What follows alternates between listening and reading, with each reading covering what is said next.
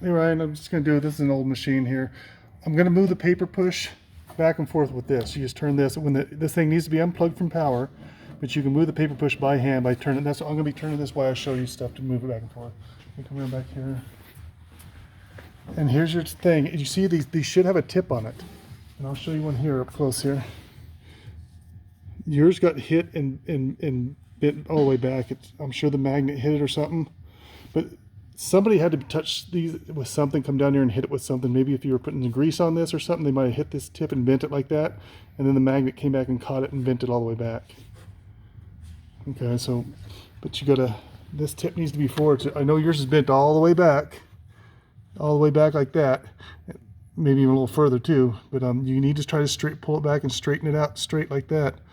And it needs to, you gotta have it about, it comes close to this, but you usually have it about, 1/8 of an inch or so away from the magnet, so it doesn't need to be touching the magnet. It needs to be about 1/8. So I'm going to roll this back, and you can see about where it needs to be. Go over the top, and so you can see the gap between it. It can even be about double that gap, even really. You can bend this by hand, but you just got this tab with a little black tip needs to be forward. It's sticking straight out, and it needs, that's the magnet senses that and it stops, and that's how it knows where to stop it. Somehow it got hit and bitten back there, so you need to with the power unplug, you need to bend this back, and then you need to inspect it very closely. Move this out of the way. I'm going to roll it forward by hand, and you got to make sure you can see these things here. I'm going to go to this one here, but in my hand, this would be a replacement if you needed one. But it's got those 3 metal, whatever they are, but metal prong things, and it goes to this black tip. If your black tip is crushed, damaged, you may want to just get a new one of these. But if it's not, and you can potentially, yours got bent back like that, you can bend this forward potentially and straighten it out as much as possible. Make sure these do not touch. If they're touching each other, you're gonna have issues too. It would short out and blow a fuse like you talked, or kick the breaker or whatever it's doing on yours. But try to bring it forward, make sure the tip's not smashed, and then make sure none of those are touching each other, because if they're touching each other, it would short out. And once you're done with that, you do this, you got it straight sticking out. Then I'd roll the first thing you do is roll this back by hand, get it out of the way, and then inspect this, pull this forward. And once you get it straight, then you can cut by hand. You can just slowly roll this back and make sure this got a different broken magnet on. I know yours is a magnet inside a bracket here. You got a bracket there with a magnet inside it, a little circular magnet, I think. But just make sure it completely clears it, that it does not touch it. And there's at least like I said, a gap maybe of 1/8 of an inch, so it doesn't touch that. And go all the way back, make sure by hand, make sure it doesn't touch it at all. Make sure there's a gap there between the magnet and that tip, and the board itself, everywhere it doesn't hit it at all.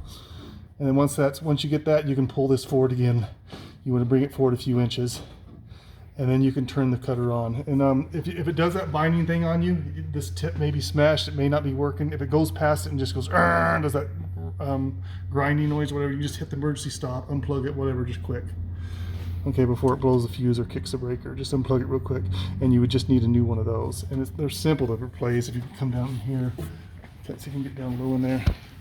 There's just a wire plug here to it, just plugs into it, just like this. I'll put it here.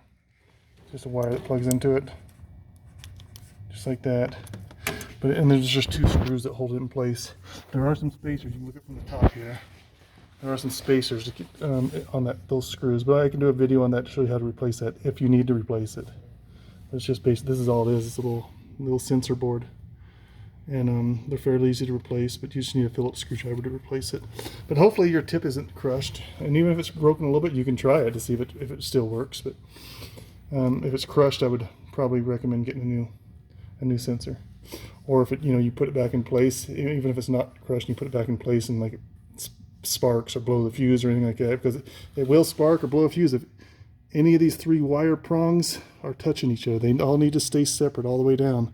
And I know you can kind of see through the glue to make sure they stay separate.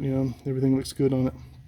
But that's basically it. You just got to pull that black tab forward there, and then by hand just make sure it's pulled out enough. You can pull that in and out easy. Make sure it's pulled out enough to where it doesn't hit your magnet when you by hand move this to the back. And then you can plug it in and check it. It's probably going to be a little bit off on the cut. I remember you mentioned it was off 1/4 of an inch, but that's because it probably got hit one time and moved a little bit, and that would cause it 1/4 of an inch off. And then it probably got really close to this thing, where it was rubbing up against it, and then it finally caught it and then it ripped it and pulled it back. This is my guess on what happened. But just get your things straight and we'll go from there.